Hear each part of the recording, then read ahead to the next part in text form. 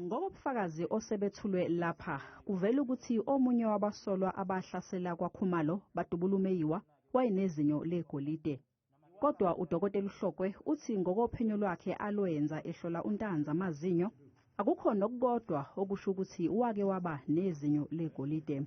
Upon examination, what really happened, what I found, there was no tooth that showed that there was a gold tooth the patient ever had that came out of the mouth. Uphinde wathi azikho futhi inkomba zokuthi uNtanzi washiswa ngogesi noma ke washaywa. There were no certain marks that showed that maybe the patient was really choked. And as for the face, there were no lacerations or also no markings that the patient was kind of really beaten up.